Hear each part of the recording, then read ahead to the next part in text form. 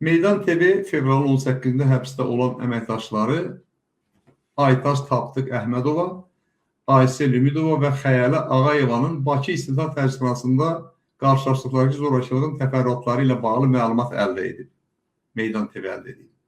Fevralın 18-ci günorta saat 12 radələrində rəis müavini Cavid Güləliyevin, bu adları yaxşı yadında saxlayın dəyərli dostlar.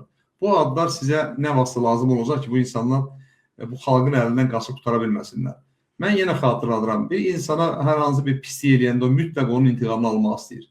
İntiqamını almaq istəyir, çalışır ki, hər halda polisdə döyüləndə, nə bilim, mən bir zorba vəzifəli bir qonşu tərəfindən hər hansı bir təzyiqə məruz qalanda intiqam hissi ilə yaşayır və onun intiqamını ala bilir ya ala bilmir. Amma xalq olaraq biz bu intiqamı mütləq almalı və həbsdən çıxan insanlar da heç vaxt unutmasınlar bu məsələlər. Bax, onlara qarşı olan bu zülmləri unutmasınlar ki, zamanı gələndə heç olmasa ən azından intiqam ala bilsinlər bu şəxslərdən. Ona görə bu rəis müavini, yəni Kürdəxanda olan bu təcridxananın rəis müavini Cavid Güləliyevi yanınızda saxlayın.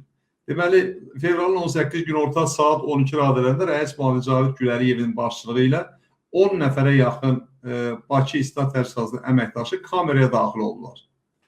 Onlar otağa girərkən Aysel Umudova sanitar qovşağında, yəni tualetdə idi. Xəyalə Ağayeva və Aytaş Tapdıq da yatağında, əyinlərində yataq geyimi ilə nə baş verdiyini anlamağa çalışırlar. Yəni açırlar, qapını açmaq onların əlində, zaten bu qapının kilidi bunların əlində, tutuşdaqların əlində, onların əlində, onlar istədilər açırlar, istədilər bağlayırlar və gəlib girirlər. Cavid Güləliyev axtarışın kamera nəzarəti ilə aparıldığını bildirdi və qadın əməkdaşlarla birgə özü və digər kişilər də içəridə qaldılar. Halbuki qadınlar saxlanılan kamerada axtarış, baxış zamanı kişi əməkdaşlar iştirak edə bilməz. Onların vecnə deyil, nə qanun, nə zat heç nə. Penitensiar xidmət də buradan bizi dinləyir hər halda bu məlumatlar veriləndə. Bu məlumatların üstünə gedirlər. Mən də çox onlardan tələb edirəm ki, və xahiş edirəm, bu cür biabırçılıqları dayandırmaq üçün əllərinə gələni eləsinlər penitensiar xidməti rəhbərliyi. Ayıbdır yəni belə. Ədliyyə naziri başıboş birisini gətirib qoyublar, o intiqamla məşğul, mənlə oyunbazlıqla məşğul. Heç olmasa penitensiar xidmətdə əgər vicdanlı olan şəxslər varsa, bunlara diqqət eləsinlər ki, bu xanımlarla bu cür davranmasınlar. Bunlar Azərbaycanın ən ləyaqətli insanlarıdırlar. Baxın, görün nə olur sonra. Daha sonra Aytaç və Xəyalənin üzəri aparatla yoxlanıldı. Əşyaları əlləri ilə eşələməyə başlayarkən jurnalistlər buna etiraz etdilər. Bundan sonra Cavid Aytaçın üzərinə yeridi. Təsdiqlanan əməkdaşlarına göstəriş verdi ki, Aytaç və Xəyalini zorakılıqla otaqdan çıxarsınlar. Həmin vaxt axtarış baxış şöbəsinin rəisi Əlibala tualetin qapısını dartışdırırdı. Aysel dedi ya, bayaqlar o sanitar qovşaqda, yəni tualetdə idi. Ona görə deyir ki, bəs orada tualetin qapısını dartışdırırdı. Aysel çıxmaq üçün bir dəqiqə vaxt istəsə də o tualetin qapısını qıraraq içəri soxuldu. Ayseldən dərhal çıxmasını tələb edildi və onun da üzərində adam tualetdədir, qadındır. Amma vicdan yoxdur, ləyaqət yoxdur, öz xanımları yoxdur, öz qızları yoxdur, öz əmi qızları yoxdur, öz qohum əqrəbləri yoxdur. Bu insanların sanki bu cür davranırlar. Cavidin göstərişi ilə tərcüxana əməkdaşları Aytaç və Xəyaləni təhqir edərək qollarını, burub boyunlarını aşağı sıxaraq kameradan çıxardılar. Jurnalistlər 20-dən çox əməkdaşın zorakılıqlarının müşayiəti ilə qolları arxadan burulmuş, başları aşağı vəziyyətdə saxlanıldı. Qadın jurnalistləri dostlar, nədir bunların günahı? Günahı sadəcə olaraq bir yazardılar, hər hansı bir deməli, Meydan TV-də və ya nə bilim mən başqa bir belə mətbuat orqanında işə giriblər, yazı yazırlar. Deyirlər, budur, yazı yazırlar, ailələrini dolandırır, özlərini dolandırırlar, amma bunların adlarını çünki mətbuat bağlanmalıdır Azərbaycanda, azad mətbuat qapadılmalıydı, bağlanmalıydı. Sonra müstəqil şəxslər, fikir söyləyən şəxslər məhv olunmalıdır, müxalif düşünən insanlar məhv olunmalıdır, həbsə salınmalı. Ona görə bunların günahı yalnız onda, başqa heç bir cinayətləri yoxdur. Amma bunlar üçün həbs olundan sonra nə cinayət maddəsi desən, tapırlar və tətbiq edirlər. Deyir ki, bütün bunlar, yəni o vəziyyətdə saxlamaları Bakı İstintaq Təcridxanası əməkdaşlarının yaxasından asılan və rəis Elnur İsmailovun şəxsi kabinetindən izlədiyi dəhlizdəki nəzarət kameralarının göz qarşısında baş verir. Dedilər axı ki, kamera ilə müşahidə deməli bu işlər görür. Bunu da izləyir. Kim izləyir? Elnur İsmailov. Elnur İsmailov da qəddarlığı ilə məşhur olan, demək Kürdaxan Təcridxanasının rəhbəridir. Elnur İsmailov. O da izləyir bunları.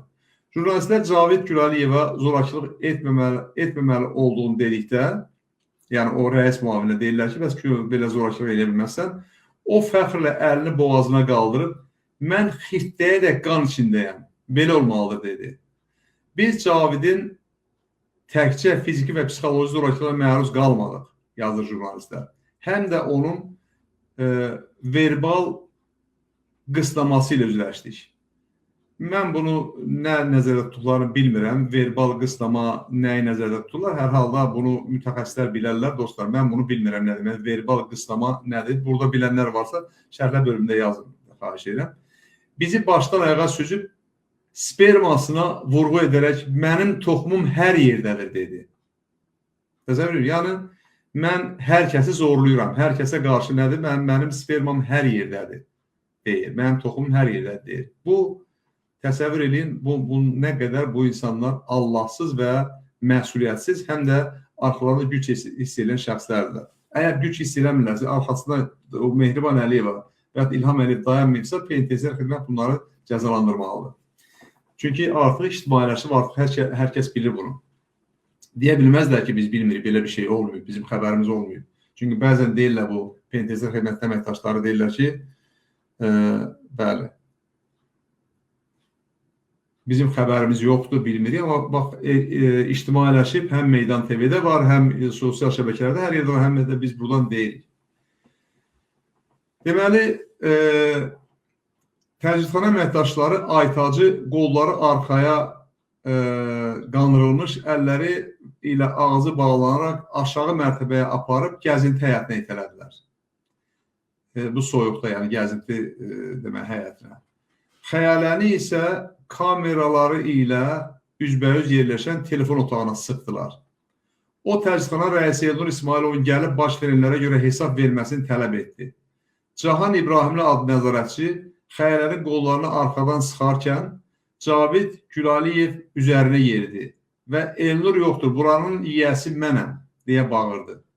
Otaqdakı qarşı durmada özünü təqdim etməyən daha bir mülki geyimli qadın iştirak edirdi. Çaxnaşmada xəyələnin sağ əlinin üzərində və sol biləyində xəsarət izləri əmələ gəlib. Cavid Gülaliyev aşağı düşüb, gəzinti yerində qapadılan Aytaç Tapdıqovanın üzərinə şığıdı. Aytaç ona Cavid, sən get, böyüyün gəlsin dedikdə, Cavid dişlərini qıcıyıb yumruğunu Aytacın üzərinə doğru havaya qaldırdı. Sən elə burada qalmalısan deyib, Praqulun, yəni o gəzinti otağının qapısını, gəzinti meydançasının qapısını onun üzərinə kilitləməyə əmr verdi. Aytaç yarım saata qədər orada saxlanıldı. Yəni yatağından qaldırıb çölə atıblar bu uşaqları. Baxın, belə hadisə, dostlar, bax, bizim Azərbaycan xanımlarımız bu cür təhqirlərə, bu cür təzyiqlərə məruz qalırkən, Mehman necə susa bilər, mən necə susa bilərəm, Emin necə susa bilər, digər vicdanlı insanlar necə susa bilərlər, dəyərli dostlarım.